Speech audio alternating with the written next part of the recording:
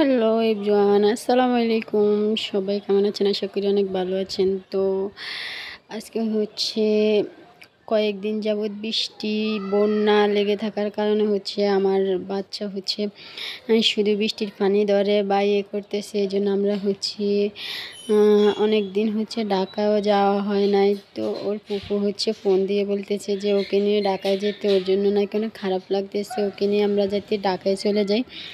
এখানে দেশে অনেক বৃষ্টি হচ্ছে, আর আমার ছেলে এত দুষ্টু যে ও ঘরে থাকতে চায় না, ও শুধু বাইরে যাবে। তো এই জন্য এখন আমরা বৃষ্টির সময় ঢাকায় গিয়ে থাকবো কয়েকদিন।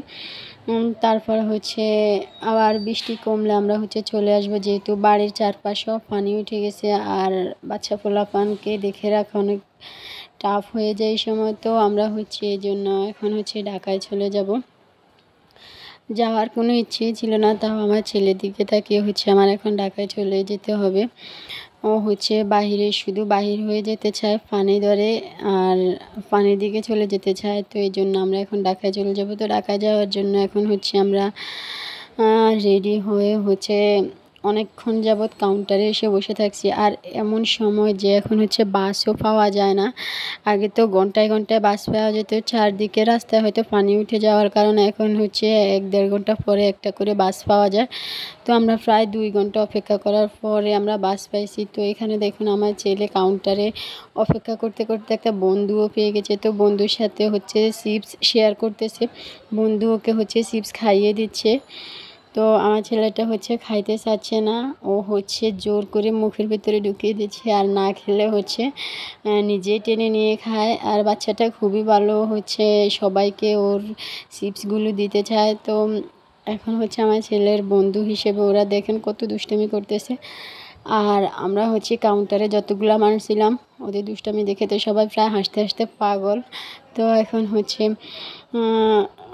আসলে ছোট হোক আর বড় হোক, সাথে একজন সমবয়সী পেলে যা হয় আর কি। তো অনেকক্ষণ দীর্ঘ সময় অপেক্ষা করার পর আমাদের বাস আসছে। তো আমার মনে হয় কখনো ঢাকা যেতে আমার এত কষ্ট হয় নাই বা এত সময়ও লাগে নাই। কাউন্টারে 2 ঘন্টার মতো প্রায় অপেক্ষা করছি। আর এখন দেখুন রাস্তার কী অবস্থা।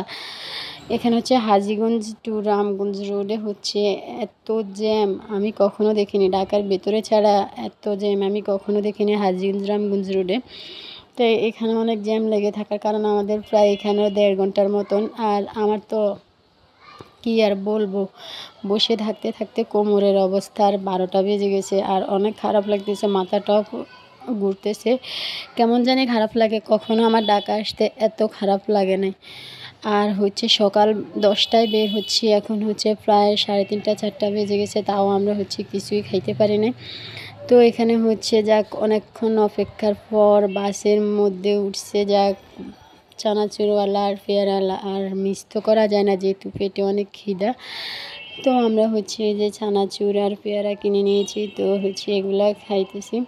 খাওয়ার পর একটু ভালো লাগতেছিল। এবার তো কোমরের 12টা বেজে গেছে। তো এখানে গ্যাস পাম্পে হয়তো বা পেট্রোল কিংবা গ্যাস যেটি হোক, উনি বাসওয়ালা পেট্রোল নিব। তা আমরা এখানে একটু নামি যারা যারা ওয়াশরুমে গেছে সবাই ওয়াশরুম করছে। আর আমি আমার ছেলেকে নিয়ে এখানে মাঠের মতন, তো এখানে একটু ওকে হাঁটাইতেছি। ও অনেক বিরক্ত হয়ে গেছে, বাচ্চা মানুষ আমরাই যেহেতু এতটাই বিরক্ত হয়েছি, তো ও তো বাচ্চা, হতো আরও বিরক্ত হওয়ার কথা। ও এখন আর বাসেই থাকতে চায় না। তো আমি ওকে বাস থেকে বের করে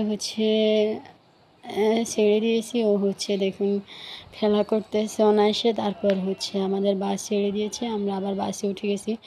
আর এই বর্ষার সিজনে নদীর দিকে তাকাইলে মনে হয় যেন কী যে কষ্ট লাগে, আমার সত্যি বুকের ভিতরে ধড়ফড় করে ওঠে। তো আমরা অবশেষে বাসায় চলে আসছি। বাসায় চলে আসার পরে আমাদের পরদিনকার ভিডিও। আমি আমার ননসের সাথে ব্যাংকে যাইতেছি, উনি টাকা তুলবে। তো আমাকে বলতেছে চলো তোমাকেও নিয়ে যাই। তো এখন আমরা ব্যাংকের উদ্দেশ্যে রওনা দিলাম সকাল সকাল, তখন প্রায় 10টা বাজে। তো ব্যাংকের ভেতর উনি চেক লিখতেছে। চেক লেখার পর আমি এখানে একটু বসে বসে দেখতেছি। তো অপেক্ষা করতেছি ওনার কখন হবে। তো এখানে যে একটা বাচ্চাকে দেখতেছেন, এই বাচ্চাটাকে দেখে আমার খুব খারাপ লাগছে।